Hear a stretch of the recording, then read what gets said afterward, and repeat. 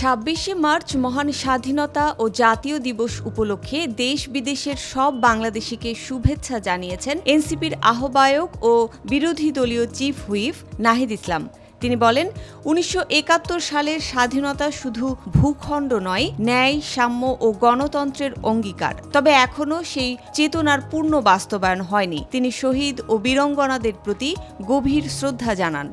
গণতন্ত্র পুনঃপ্রতিষ্ঠা ও বৈষম্যহীন রাষ্ট্র গঠনের অঙ্গীকার করেছেন নাহিদ ইসলাম। তিনি বলেন, স্বৈরশাসনের বিরুদ্ধে জনগণ বারবার জেগে উঠেছে। সর্বশেষ গণ অভ্যুত্থানে অর্জিত হয়েছে গণতান্ত্রিক অধিকার। নতুন প্রজন্মকে সত্য ও দেশপ্রেমে উদ্বুদ্ধ হওয়ার আহ্বান জানান তিনি। জাতীয় নাগরিক পার্টি এনসিপির জাতীয় নারী শক্তির যুগ্ম আহ্বায়ক মনিরা শারমিন সম্প্রতি নিজের ভেরিফাইড ফেসবুকে লিখেছেন, রাষ্ট্রীয় অব্যবস্থাপনায় মৃত্যুকে যতদিন না হত্যা বলা শিখবেন, ততদিন লাশের পাইকারি দাম নিয়ে খুশি থাকতে হবে। প্রশ্ন করেন, এই লাশের মিছিলের দায় কার? ঈদের আগে এবং পরে দেশের যাতায়াতে মর্মান্তিক দুর্ঘটনা বেড়ে যাওয়াকেই ইঙ্গিত করেছেন তিনি। পবিত্র ঈদ উল ফিতরের দিনে বিরোধী দলীয় নেতার সরকারি বাসভবনে এক বিদেশি কূটনীতিককে জড়িয়ে ধরার ঘটনা নিয়ে সামাজিক যোগাযোগ মাধ্যমে সৃষ্ট আলোচনার জবাব দিয়েছেন জামায়াতে ইসলামীর আমির ডক্টর শফিকুর রহমান। তিনি বলেন, ঈদ উপলক্ষে আয়োজিত রিসেপশনে বিদেশি কূটনীতিক ও বন্ধুরা এসেছিলেন। ঈদের দিন মানুষ খোলা মনে সবার সাথে মেশে, আমিও মিশেছি। এটাকে কেন্দ্র করে যা হচ্ছে তা আশ্চর্যজনক। ডাকসু ভিপি সাদেক কায়েমকে ছাত্রলীগের একজন একনিষ্ঠ কর্মী হিসেবে অভিহিত করেছেন ছাত্রদলের কেন্দ্রীয় সভাপতি রাকিবুল ইসলাম রাকিব। রাকিবের দাবি, হল শাখা ছাত্রলীগের শীর্ষ পদ পাওয়ার আশায় সাদেক কায়েম ছাত্রলীগের তৎকালীন শীর্ষ নেতৃত্বের সঙ্গে নিয়মিত লবিং ও যোগাযোগ রক্ষা করতেন। স্বরাষ্ট্রমন্ত্রী সালাহ উদ্দিন আহমেদ জানিয়েছেন, আমরা আমাদের পররাষ্ট্র মন্ত্রণালয়ের মাধ্যমে ভারতকে অনুরোধপত্র পাঠিয়েছি যেন হাদি হত্যার আসামিদের বাংলাদেশে প্রত্যর্পণ করা হয়।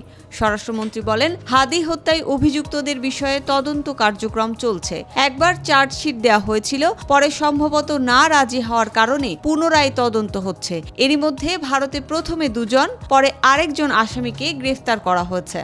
মহান স্বাধীনতা ও জাতীয় দিবস উপলক্ষে সাভারে জাতীয় স্মৃতিসৌধে পুষ্পস্তবক অর্পণ করতে যাওয়া আসার সময় প্রথমবারের মতো সরকারি গাড়ি ব্যবহার করেছেন প্রধানমন্ত্রী তারেক রহমান। তাকে বহনকারী গাড়িতে জাতীয় পতাকাও উড়তে দেখা গেছে প্রথমবার। এছাড়া মহান স্বাধীনতা ও জাতীয় দিবস প্যারেড অনুষ্ঠানেও জাতীয় পতাকাবাহী গাড়িতে আসেন প্রধানমন্ত্রী। মির্জা ফখরুল ইসলাম আলমগীর বলেছেন, গত 15-16 বছর ফ্যাসিস্টের জাতাকলে গণতন্ত্র চাপা পড়েছিল। তখন লড়াই করেছে দেশের মানুষ। ছাত্র জনতার গণ অভ্যুত্থানের মধ্যে দিয়ে বিতাড়িত হচ্ছে ফ্যাসিস্ট সরকার। আজ একটি ভিন্ন পরিবেশে আমরা স্বাধীনতা দিবস উদযাপন করেছি। আজকে সম্পূর্ণ ফ্যাসিস্ট মুক্ত পরিবেশে স্বাধীনতা দিবস উদযাপন হয়েছে। আজকে একটাই দুঃখ, স্বাধীনতার আরেকজন নেত্রী বেগম খালেদা জিয়া আমাদের মাঝে নেই।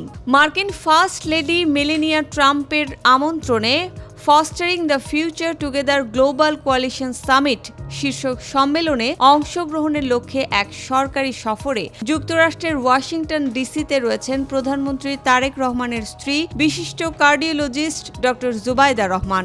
এই সম্মেলনে বিশ্বের ৪৫টিরও অধিক দেশের ফার্স্ট লেডি এবং রাষ্ট্রনেতাদের স্ত্রীরা অংশগ্রহণ করেন, যা বিশ্বব্যাপী শিশুদের কল্যাণ ও সম্ভাবনা উন্নয়নে গুরুত্বপূর্ণ প্ল্যাটফর্ম হিসেবে কাজ করছে। ৫৫ বছরে পদার্পণ করল বাংলাদেশ। ২৬ মার্চ সকালে কুচকাওয়াজ এবং প্যারেডের মাধ্যমে দীর্ঘ ১.৫ যুগ পর ভিন্নভাবে পালিত হল স্বাধীনতা দিবস। এ দিবসে বাংলাদেশ ৩ বাহিনীর কাছে থাকা বিভিন্ন মিসাইলের প্রদর্শনী করা হয়েছে। সেনাবাহিনীর আধুনিক tiger MLRS long range missile, ballistic missile, tank বিধ্বংসী মিসাইল, আকাশ প্রতিরক্ষা মিসাইল, আর্টিলারি, রকেট। তবে দেশ প্রতিরক্ষার এই অস্ত্রগুলোর প্রদর্শনী দেখে সামাজিক যোগাযোগে দেখা যাচ্ছে হাসির রোল, বানানো হচ্ছে মিমস ও কার্টুন।